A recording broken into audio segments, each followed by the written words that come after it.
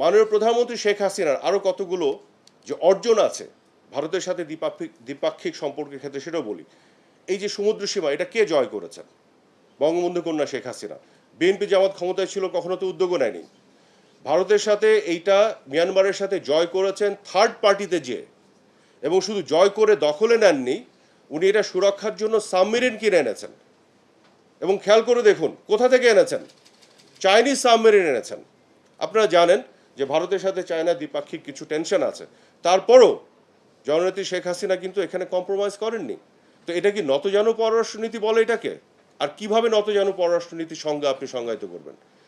তো বিএনপি জামাত তো মানে সাবমেরিন কেনা তো পরের কথা, তারা তো এই আরবিট্রেশনে যে আমাদের যে ম্যারিটাইম বাউন্ডারি, সমুদ্র সীমাটা তো তারা কোনো উদ্যোগই নেয়নি।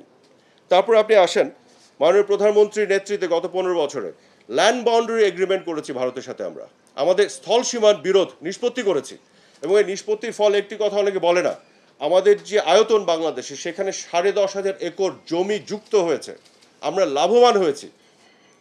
এটাকে নতজানু পররাষ্ট্রনীতি বলে? 47 সাল থেকে এই সমস্যায় গিয়েছিল। বাংলাদেশের পুরো আমলে বিএনপি তো কতবার ক্ষমতায় ছিল, কোন উদ্যোগ তারা নিয়েছিল? নিষ্পত্তি করতে পেরেছে? বঙ্গবন্ধু কন্যা শুধু নিষ্পত্তি করেননি, বাংলাদেশকে লাভবান করেছেন। ল্যান্ড বাউন্ডারি এগ্রিমেন্ট ছাড়া আমি যদি এভাবে বলি, আপনারা হয়তো অনেকেই জানেন যে ভারতের মাটিতে ভারতের গ্যাস ব্যবহার করে ভারতে উৎপাদিত বিদ্যুৎ, ভারতের মাটিতে ভারতের গ্যাস ব্যবহার করে ভারতে উৎপাদিত বিদ্যুৎ ত্রিপুরার পালাটানা প্রজেক্ট থেকে সবচেয়ে কম দামে আমরা বাংলাদেশে নিয়ে আসি। একটু খোঁজ করে দেখেন, বাংলাদেশে যে বিদ্যুৎ উৎপাদন করতে যে কস্ট পড়ে ডিজেলে, ফার্নেস অয়েলে বা অন্যান্য জ্বালানিতে, তার চেয়ে কম দামে কিন্তু আমরা বিদ্যুৎটা ওখান থেকে আনি, কারণ ওটা গ্যাস ভিত্তিক। এবং ত্রিপুরাতে যে গ্যাস আছে, সেই গ্যাসের চাহিদা কম নর্থ ইস্টে। তো আমরা কিন্তু ঠিকই বাংলাদেশের মানুষকে লাভবান করার জন্য বঙ্গবন্ধু কন্যা ভারত থেকে এটা এনেছেন। এই কথাগুলো তারা বলে না। গঙ্গার পানি চুক্তি কে করেছে? বেগম খালেদা জিয়া তো ভুলেই গেছিলেন এই কথা তুলতে। শেখ হাসিনাই তো গঙ্গার পানি চুক্তি করেছেন 30 বছরের জন্য। তো শেখ হাসিনাই আজকে নতজানু পররাষ্ট্রনীতি দেখাচ্ছেন। তারপরে দেখেন, ইভেন তিস্তার কথাও যদি বলি, তিস্তা আমরা এখন পর্যন্ত চুক্তিটা হয়নি, কিন্তু এই তিস্তার কথা নিয়ে এত আলোচনা কেন? কারণ শেখ হাসিনা তিস্তার জন্য ভারতকে বলেছে আমরা নেগোশিয়েট করছি, আমরা তুলেছি। বিএনপি আমলে আপনাদের কি মনে পড়ে একবারও তারা তিস্তার কথা কোনো ফোরামে তুলেছিল? ওরা তো কথাই তুলে নেই, তিস্তা নিয়ে তো কোনো বার্গেনিংয়ে যায়নি। আজকে আমরা তো তুলেছি, আমাদের 10টা অ্যাচিভমেন্ট আছে, 2টো হয়তো এখনো আমরা অ্যাচিভ করতে পারিনি, কিন্তু এটা যদি হয় শেখ হাসিনা হাত ধরে হবে। বিএনপি ক্ষমতায় যখন ছিল কখনো এই কথা তোলেনি, আগামী দিনও তুলবে না।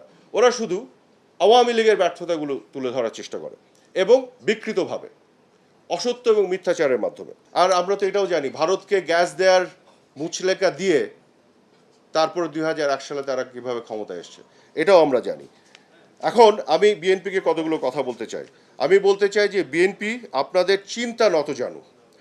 চিন্তা নতজানু বলে আপনার আঞ্চলিক যোগাযোগ তথা রিজিওনাল কানেক্টিভিটি তার বিরোধিতা করেন। এই জন্য আমরা যখন submarine cable free of cost পাচ্ছিলাম, আপনারা এটা নেন নাই, বাংলাদেশের মানুষকে শত হাজার কোটি টাকার ক্ষতির সম্মুখীন করেছেন। মিয়ানমার যখন আমাদের বাংলাদেশের উপর দিয়ে ভারতে গ্যাস রফতানি করতে চেয়েছিল, সেটিকেও আপনারা করতে দেন নাই। এটি করলে কিন্তু বাংলাদেশের মানুষ স্বল্প মূল্যে গ্যাস পেত এই চুক্তির আওতায়। আজকে এই গ্যাস পুরোটাই কিন্তু চায়না নিয়ে চলে যায়, অথচ বাংলাদেশের মানুষকে বঞ্চিত করা হয়েছে।